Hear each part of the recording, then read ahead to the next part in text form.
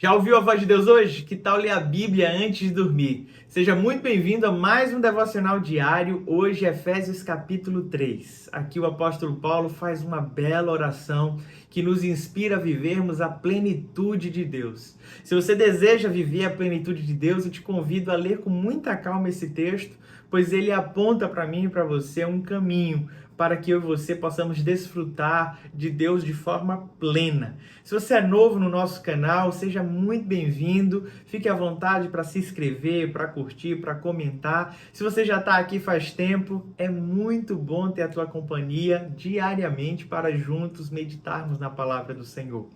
O apóstolo Paulo começa o capítulo 3 declarando que ele é prisioneiro de Cristo Jesus por amor aos gentios. Ele se coloca nessa posição de prisioneiro, não do Império Romano, apesar de estar sob a sua tutela, mesmo vivendo em prisão domiciliar. Mas ele se coloca como prisioneiro de Cristo, pois ele entende que o que motivava ele a continuar na condição de preso era o amor que ele tinha por esses gentios. Cristo Jesus revela a Paulo um mistério que estava oculto às gerações passadas.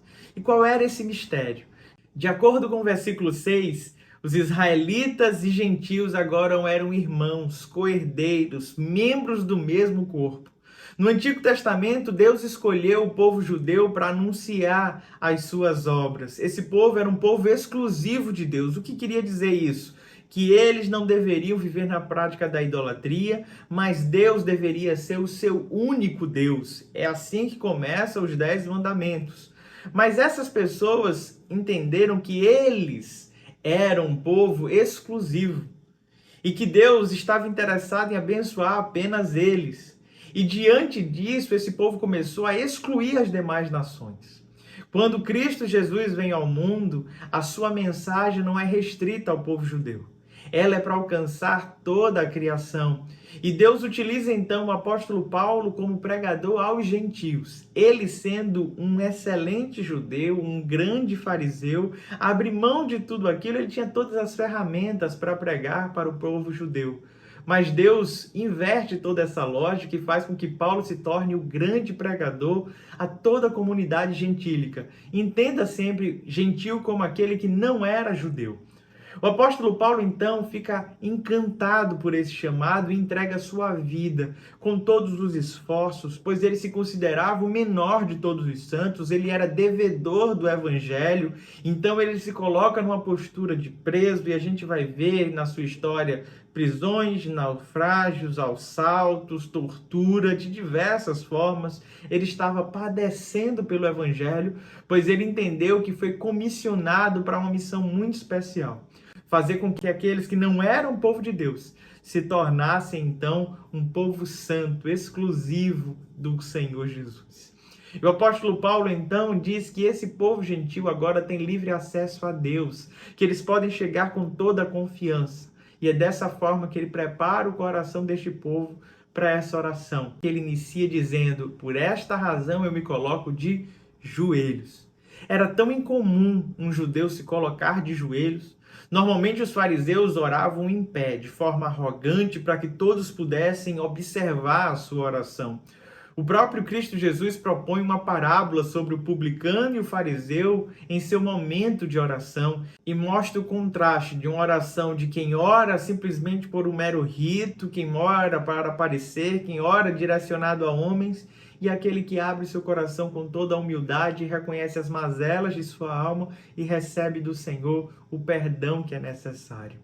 Paulo se coloca então dessa forma humilde diante de Deus, não como o fariseu arrogante de outrora, mas como um comum, como alguém que entende que é pecador e precisa se humilhar diante do Senhor. E a razão que o faz ficar de joelhos é a intercessão por todos nós. O desejo de Paulo é que eu e você pudéssemos desfrutar da plenitude de Deus. E ele faz essa oração de uma maneira tão poética, e as coisas que ele vai aqui citando nos ensina o caminho para que eu e você possamos desfrutar desta plenitude. Vamos ler esse texto? Efésios capítulo 3, versículo 14. Por essa razão ajoelho-me diante do Pai, do qual recebe o nome toda a família nos céus e na terra.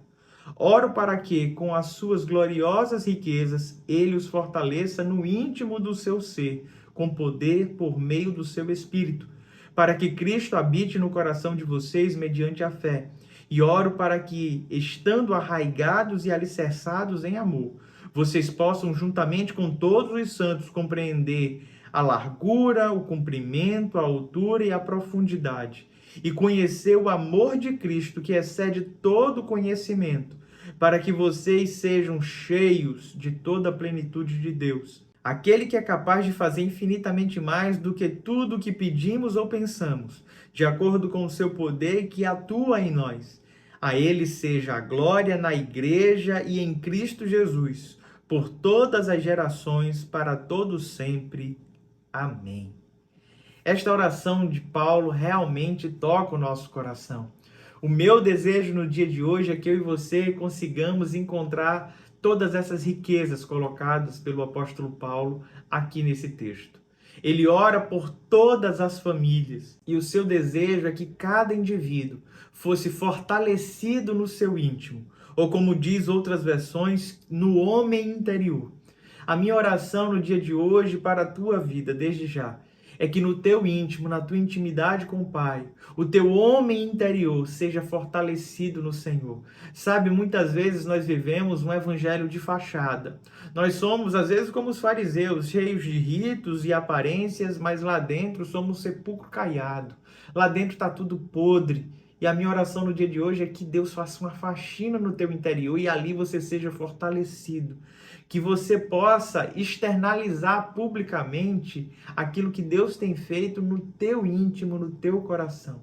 Com esse fortalecimento no íntimo, o apóstolo Paulo avança dizendo: para que Cristo habite no coração de vocês mediante a fé. O desejo de Paulo é que eu e você sejamos preparados pelo Espírito Santo, fortalecidos em nosso íntimo, para que Cristo Jesus habite em nossa existência, que a ação de nossas vidas seja exalar Cristo. O nosso falar, o nosso andar, quer estejamos em qualquer lugar, seja tudo para a glória desse Senhor, seja a ação do próprio Deus em nossas vidas. E uma vez Cristo Jesus habitando em nosso coração, o desejo de Paulo é que estejamos arraigados e fundamentados no amor. O desejo de Paulo é que a gente esteja plenamente seguro no amor. Sabe, o amor deve coordenar todas as nossas ações. Se nós desejamos conhecer a Deus plenamente, temos que estar dispostos a viver plenamente o amor. E o amor que eu falo aqui não é este amor sentimentalista, não é um amor que simplesmente diz eu te amo, mas é um amor que vive na prática do amor. E o amor se manifesta na vida do cristão por meio do serviço, por meio da renúncia, por meio da entrega. O amor é uma marca na vida do cristão, sendo uma ação e não um sentimentalismo barato.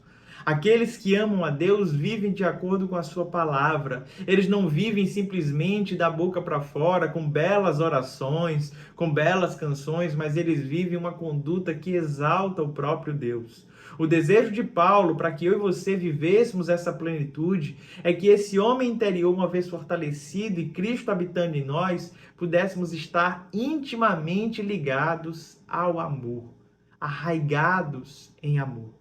E desta forma, compreender aquilo que excede todo entendimento.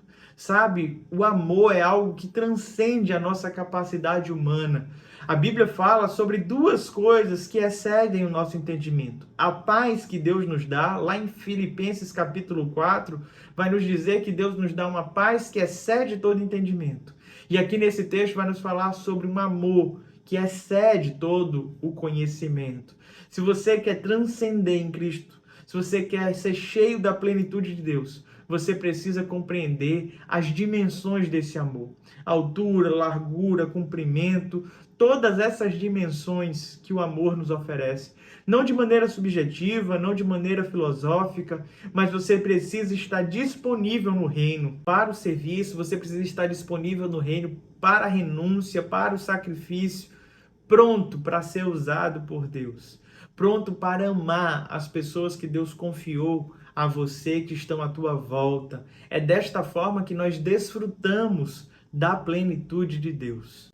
Se eu e você queremos desfrutar dessa plenitude, desse conhecimento, que possamos estar intimamente ligados com o Pai. O apóstolo Paulo vai dizer que Deus é poderoso para fazer infinitamente mais do que tudo aquilo que nós pedimos ou pensamos, pelo poder que em nós já opera. Ele não está falando sobre algo que vai acontecer. Ele está falando sobre um poder que eu e você já conhecemos. O poder que eu e você já conhecemos nos garante que é capaz de fazer aquilo que os nossos olhos não conseguiram ver, aquilo que os nossos ouvidos ainda não viram, aquilo que a nossa mente não consegue imaginar. Você tem noção que tudo aquilo que você pede para Deus não se compara ao que Ele tem preparado para você? Ele tem infinitamente mais. O nosso Deus é abundante. Você pode desfrutar da plenitude dele. Basta confiar e viver pelo seu amor. Diante dessa oração, ele não tem outra coisa a dizer a não ser encerrar dando glórias a Deus. A ele seja a glória na igreja e em Cristo Jesus, por todas as gerações, para todos sempre. Amém. Meus amados irmãos, que nesta noite você abra o seu coração para esse amor, que você se permita ser fortalecido no seu interior e que Cristo habite em seu coração. A minha oração no dia de hoje é que você possa se colocar diante de Deus sabendo que Ele pode fazer infinitamente mais do que tudo aquilo que você pode pensar ou pedir. Deus te abençoe.